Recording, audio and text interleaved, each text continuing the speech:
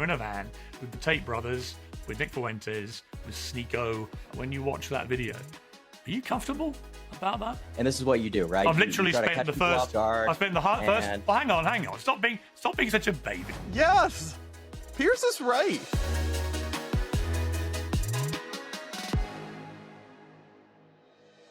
Up first, what are we doing in life where this is at all relevant? Sometimes I question my life choices, but today we're going to talk about the looksmaxxer and streamer Clavicular. And if you have no idea who this person is, God bless you. I have unfortunately become well acquainted with this guy. He's part of this group of like red pill streamers and influencers that includes like Andrew Tate and Sneeko and other figures who are coded as pretty far right and pretty extreme, Nick Fuentes and others. But Clavicular is only occasionally political. He instead focuses on looksmaxxing, which is this idea of extreme body modification to become as attractive as possible. He seems to think that looks are all that really matter, or at least the biggest factor in success and happiness in life. And he does it even to an extreme point. So I've talked about it on the show before, where he has admitted to using crystal meth to lean max. I guess that's one way to skip the Ozempic.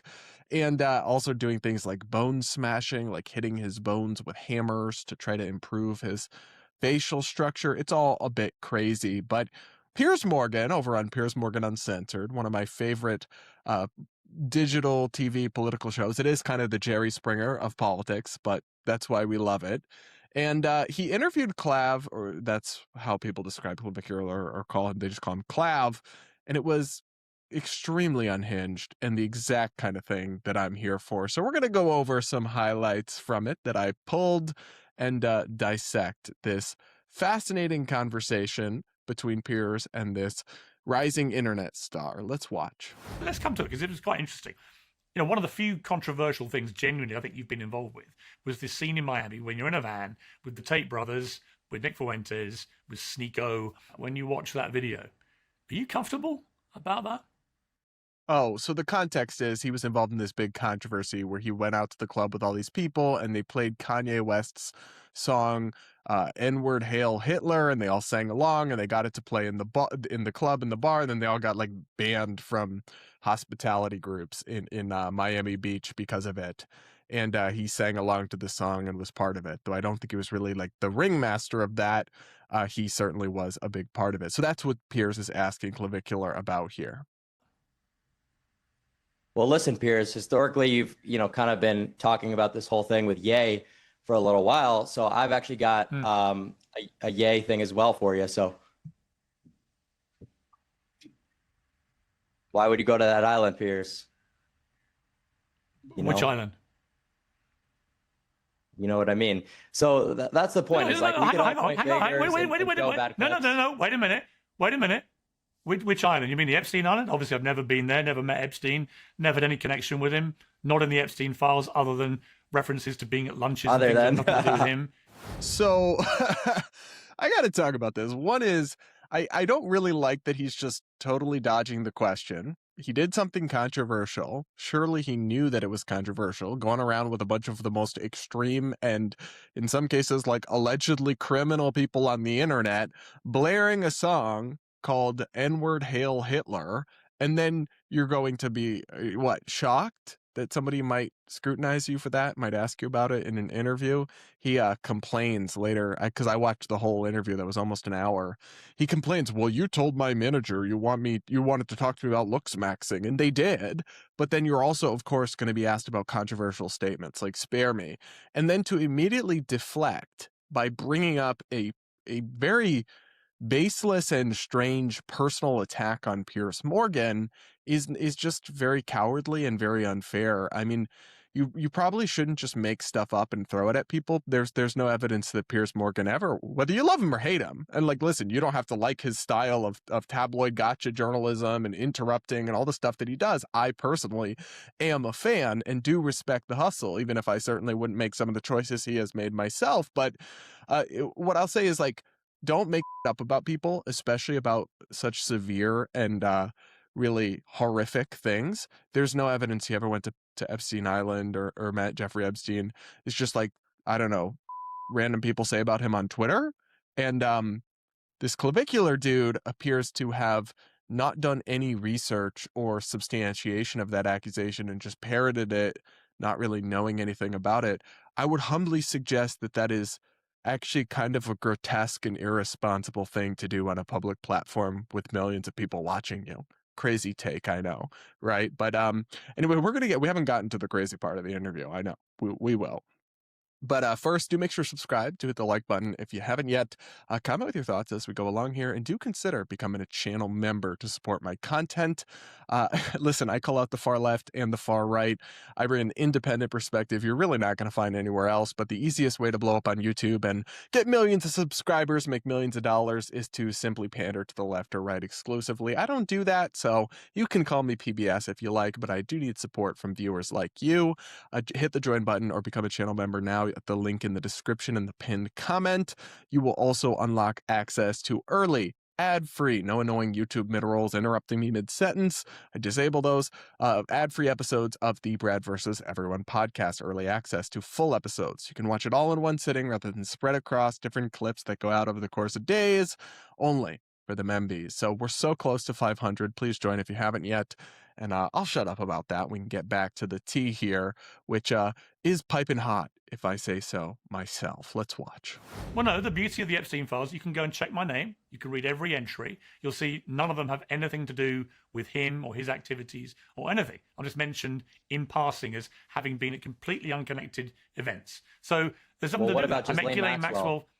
Well, I'm about to come to that. So I was pictured with I was pictured with her at a book launch for 5 minutes. I've talked about it. She admitted that under oath, the only time we'd ever met was for 5 minutes. So I have no connection to that scandal at all, other than I once met her for 5 minutes at a book launch. So let me come back to you in the van.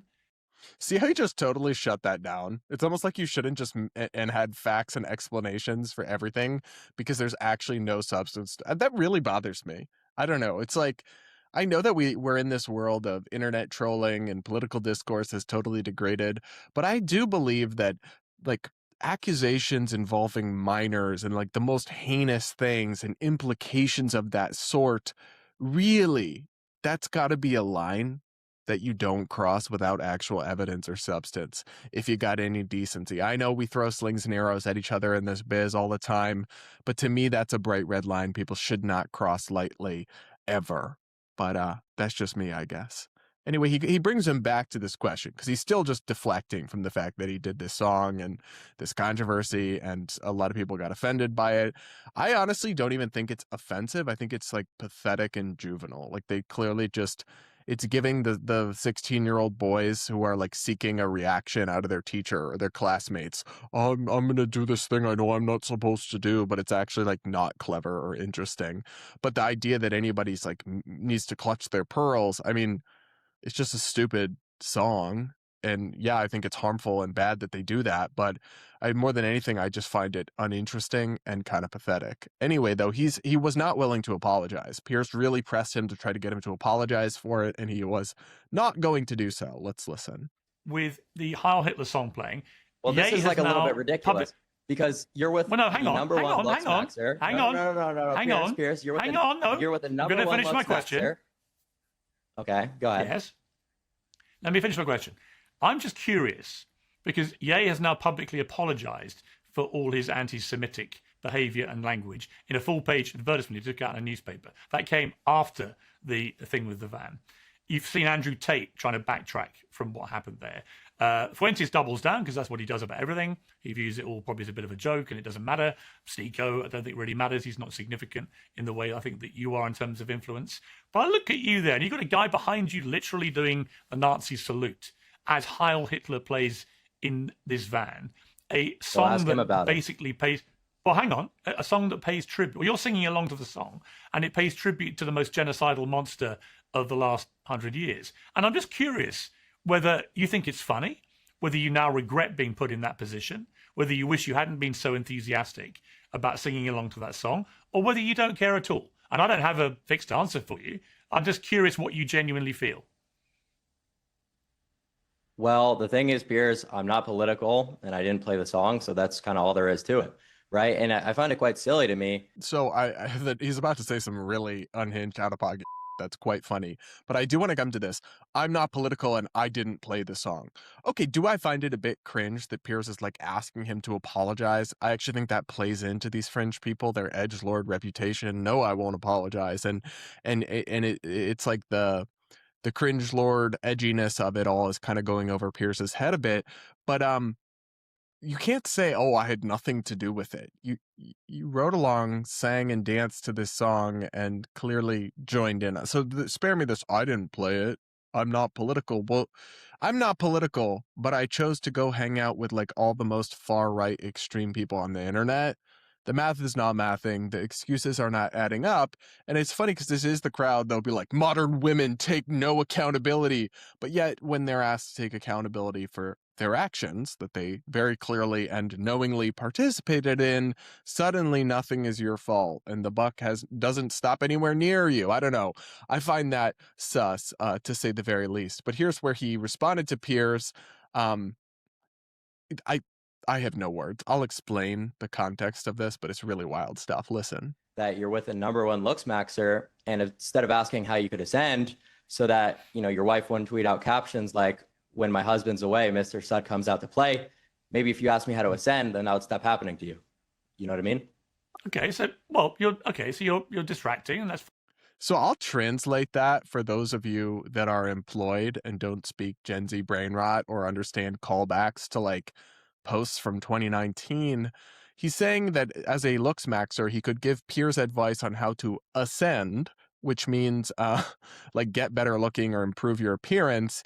And then Piers wouldn't, essentially he's implying, get cucked by his wife, because Piers's wife, as a joke, I think it was back in 2019, put out a post where there was some hot guy washing her car, and she took a photo of him and said, when the husband is away, Mr. Suds comes to play. It's like obviously a joke. People having affairs with you know, hot young men don't typically post about it on Instagram. It was a joke, and Piers replied in the comments at the time.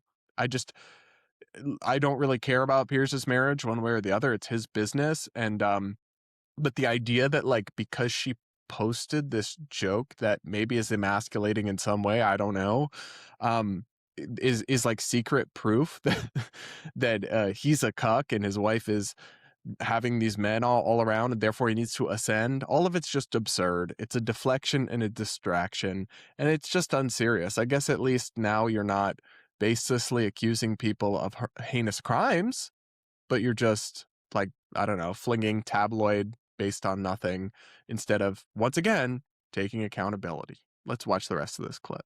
you're distracting, and that's fine. You're having your fun. I've got no problem with that. But just to be clear, you were in a van singing along to Heil Hitler.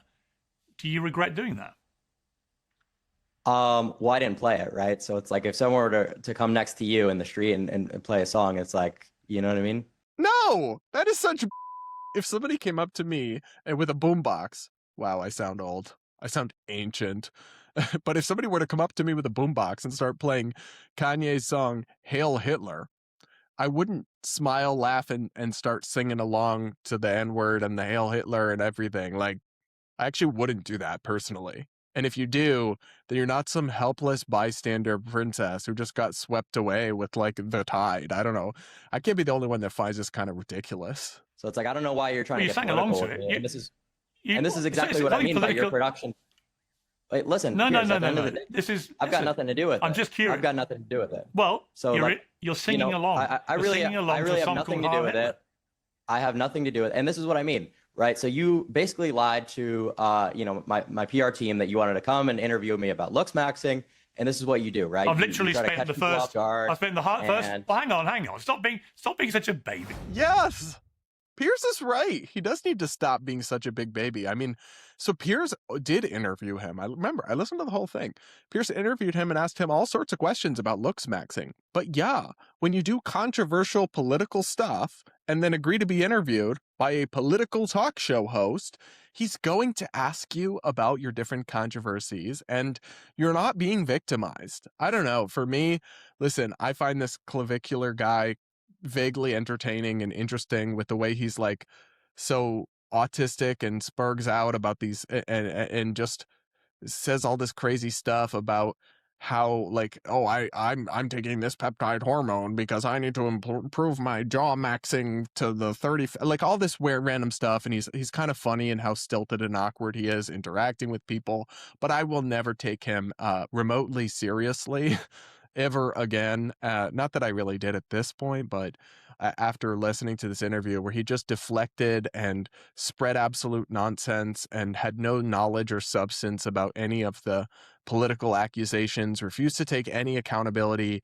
and yet this is somebody that young people are looking up to as if he's like some masculine man. I don't know. I see a very disturbed, image obsessed young boy with body dysmorphia who appears to not be coping well.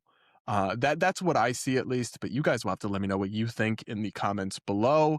Make sure you subscribe, hit the like button, and do consider becoming a channel member to support me. And maybe I can use the money to ascend or to looksmaxx. Tell me what I should do, what I should focus on. Y'all let me know in the comments.